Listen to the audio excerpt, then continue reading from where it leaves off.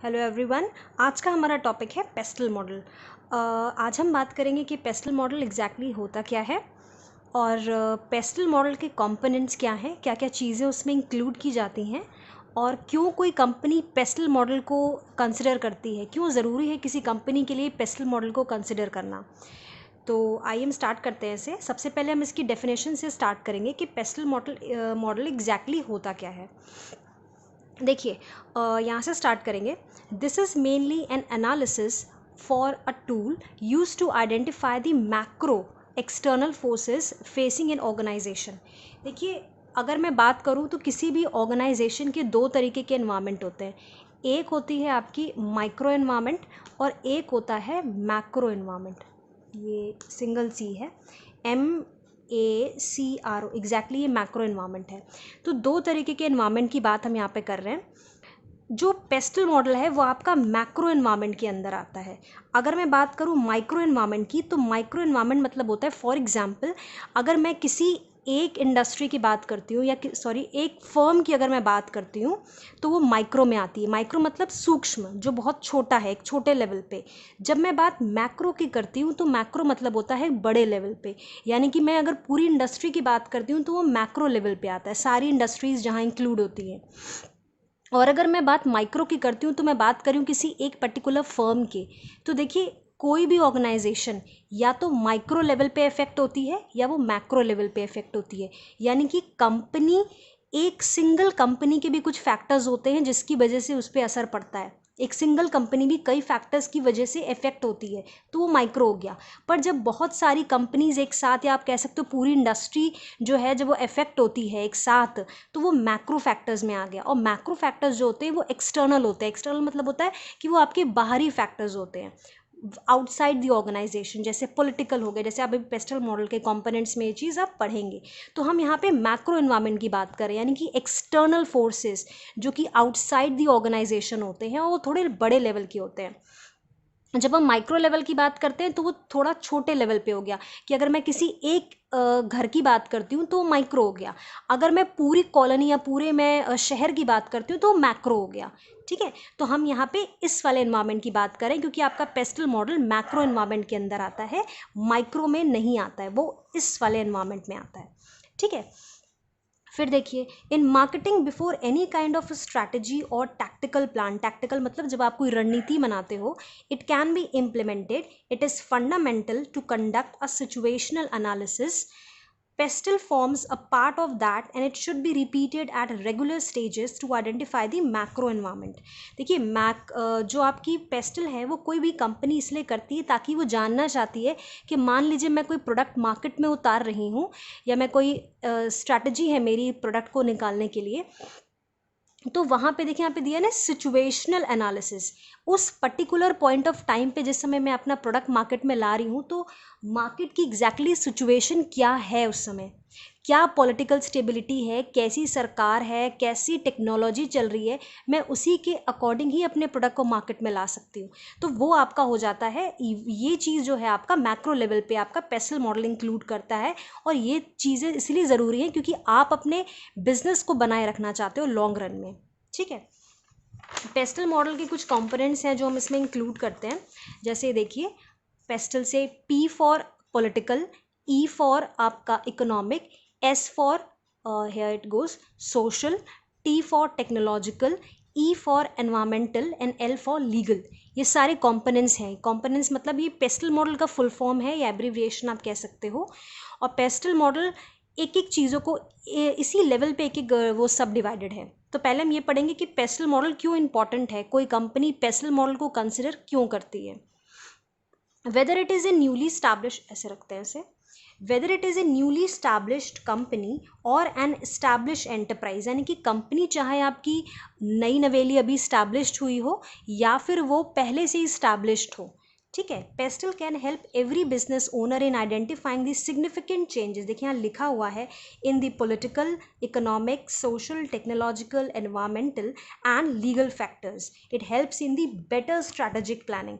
मतलब कि आपकी इकोनॉमी में कौन कौन से बहुत सिग्निफिकेंट यानी बड़े बड़े चेंजेस हुए हैं, उसके लिए आप पेस्टल मॉडल को मार्केट में लाते हो। और ये आपको एक स्ट्रैटेजिक प्लानिंग में हेल्प करता है, मतलब हेल्प करता है आपको आपके प्रोडक्ट के या आपके बिजनेस को एक अच्छी स्ट्रैटेजी में फॉर्म करने के लिए। जैसे आप देख रहे हो कि इस समय पैंडमिक चल रहा है, महामारी चल रही है कोरोना की, तो इस हिसाब से कई बिजनेस ने अपने डीलिंग करने के तरीके को और अपने बिजनेस को चलाने के तरीके को बहुत चेंज कर लिया। क्यों? क्योंकि सरकार ने वैसी चीज़ें चेंज करी हैं, बहुत पॉलिटिकल चेंजेस हुए हैं।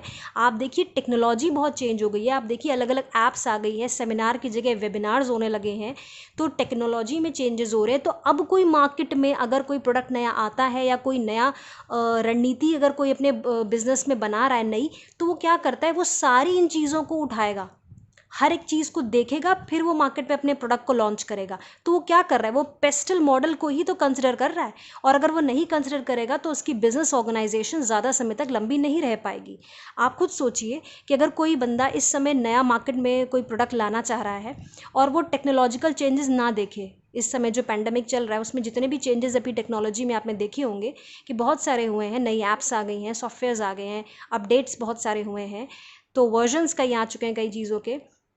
तो अगर मार्केट में वो कंपनी मान लीजिए टेक्नोलॉजी ना ध्यान दे, ठीक है, पॉलिटिकल में इतनी सारी स्कीम्स हैं या चेंजेस जो हुए हैं वो ना ध्यान दे, तो क्या वो एग्जिस्ट कर सकती है लॉन्ग रन के लिए? वो तो चीज़ें फॉलो ही नहीं कर रही, तो इसका मतलब वो पेस्टल मॉडल को तो कंसिडर कर ही नहीं रही ना। तो ऐसे केस में मार्केट बहुत ज़्यादा लंबे समय के लिए नहीं रन कर सकती। इसीलिए पेस्टल मॉडल ज़रूरी है अपनी एक अच्छी ग्रोथ के लिए।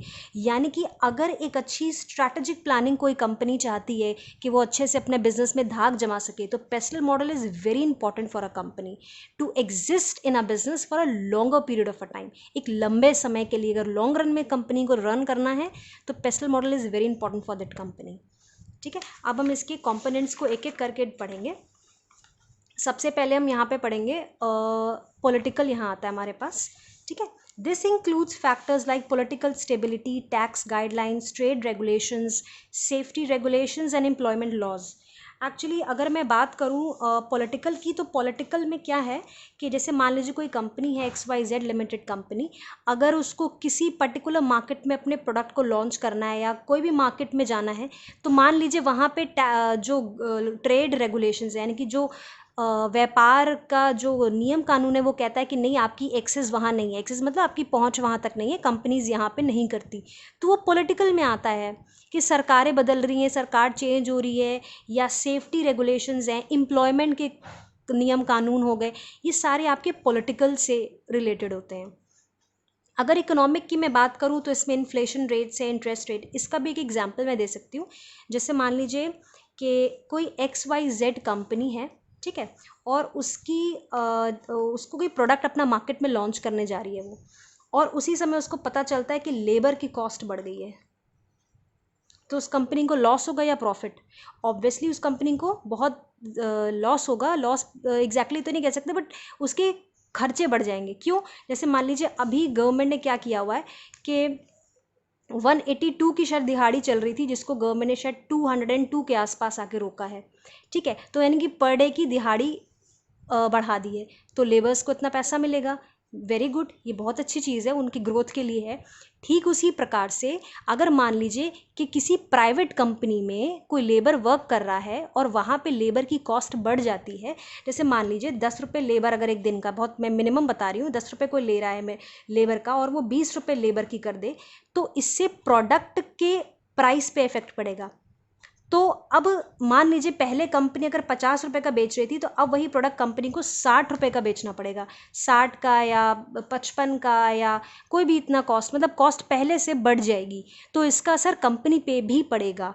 तो इकोनॉमिक वही चीज़ से रिलेटेड है, ये आपकी something which is related with your income, ठीक है, रेट्स हो गए आपके, ये सारी चीज़ें जो आती हैं आपकी इकोनॉमिक में आती हैं।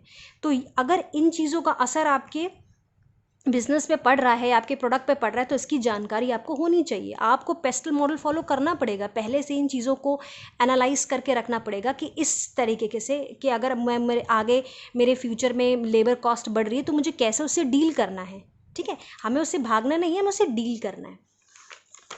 नेक्स्ट हमारे पास आता है, इसका थर्ड है S फॉर सोशल।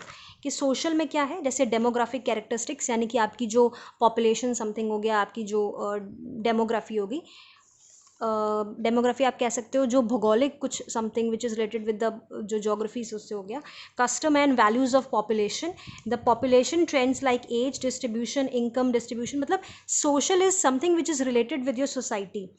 तो सोशल में जैसे आप ले सकते हो कि आप कोई भी कंपनी, जैसे अभी मैंने एग्जांपल दिया था XYZ का, अगर ये कोई प्रोडक्ट लॉन्च कर रही है तो यहाँ पे कस्टमर की अगर हाइजीनिक कंडीशंस का ध्यान रखे और कोई भी ऐसी चीज़ लेके आए जो उनके लिए सेफ़ हो, मतलब for the welfare of the society को इंक्लूड कर रहा है, और पॉपुलेशन ट्रेंड्स लाइक मतलब जो एक मेजॉरिटी ऑफ पॉपुलेशन को लेकर के जा रही है। जैसे मान लो कोई पॉपुलेशन का एक स्पेसिफिक कोई चीज़ है जिसको वो फॉलो कर रही है, तो social something related with the society, exactly ये आपकी सोसाइटी और आपकी पॉपुलेशन से रिलेटेड होता है। जब मैं बात टेक्नोलॉजिकल की करती हूँ तो these factors affect the operations of the technology industry market favourably और अनफेवरेबली। टेक्नोलॉजी की अगर मैं बात करूँ तो जैसे कि बहुत ज़्यादा इस समय आप देख लो टेक्नोलॉजी का चेंजेस हो रहे हैं, नई नई ऐप्स आ रही हैं और नए नए लिंक्स आ रहे हैं, वेबिनार्स हो रहे हैं और बहुत सारे नए नए वर्जन्स आ रहे हैं। तो जो भी टेक्नोलॉजी का अपडेशन हो रहा है, जो भी अपडेट्स हो रही है टेक्नोलॉजी की, वो पेस्टल मॉडल इंक्लूड करता है। और कोई भी कंपनी जो अपने आप को बनाए रखना चाहती है बिजनेस में for a longer period of a time, उसको टेक्नोलॉजी के सारे चेंजेस पता होने चाहिए, वो अवेयर होनी चाहिए ताकि वो उन टेक्नोलॉजी का यूज़ कर सके। तो एक अच्छी कंपनी वो होती है जो प्लानिंग तब बना पाए जब वो इन सारे कंपोनेंट्स पे वो वर्क कर रही हो। नेक्स्ट हमारा आता है एनवायरमेंटल का, the most important. It includes ecological trends something, ये आपके गुणों में आता है, ठीक है, ये गुण होते हैं, गुणों such as climate, weather, environment. अच्छा अब देखिए, कोई भी प्रोडक्ट आप लेकर के आ रहे हो तो उस प्रोडक्ट को आप जब लॉन्च करोगे तो आपके दिमाग में सबसे पहले एक चीज़ होनी चाहिए, that product should be environmental friendly, ठीक है। तो ये सिर्फ मैं एक एग्जांपल दे रही हूँ, एग्जांपल्स इसमें और भी हो सकते हैं। तो जैसे मान लीजिए कोई प्रोडक्ट अगर मार्केट में लॉन्च हो रहा है और वो एनवायरमेंटल फ्रेंडली है तो वो जल्दी कस्टमर उसको एक्सेप्ट करते हैं।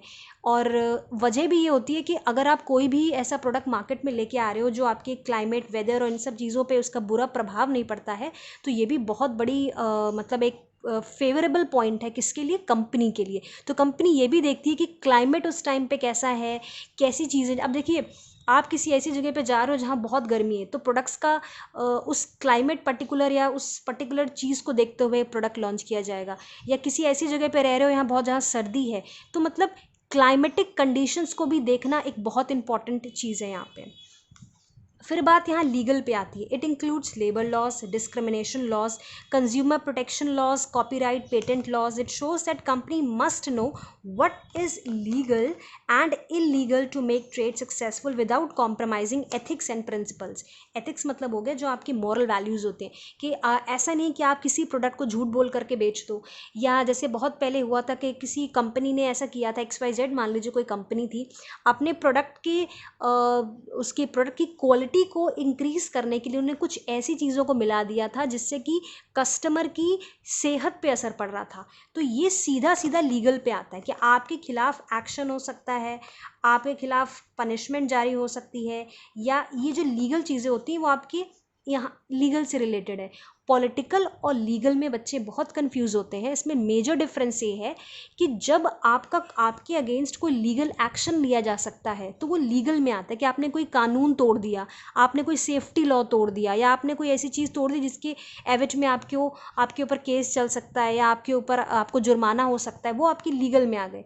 और पॉलिटिकल की जब हम बात करते हैं तो वो समथिंग कोई जो सरकार ने कोई नियम कानून बनाया, आप उनको फॉलो कर रहे हो, या गाइडलाइंस होती हैं जिनको हम फॉलो करते हैं, तो वो पॉलिटिकल अलग है, लीगल अलग है। और ये सारे आपके पेस्टल मॉडल में आते हैं, क्योंकि पेस्टल मॉडल, अब यहाँ से आपको क्लियर हो जाएगा कि पेस्टल मॉडल इसलिए ज़रूरी है किसी भी कंपनी के लिए, क्योंकि वो इन सारी चीज़ों को देखते हुए एक अच्छी स्ट्रैटेजिक प्लानिंग बना सकती है ताकि वो कंपनी बिजनेस में longer period of a time के लिए एग्जिस्ट कर सके।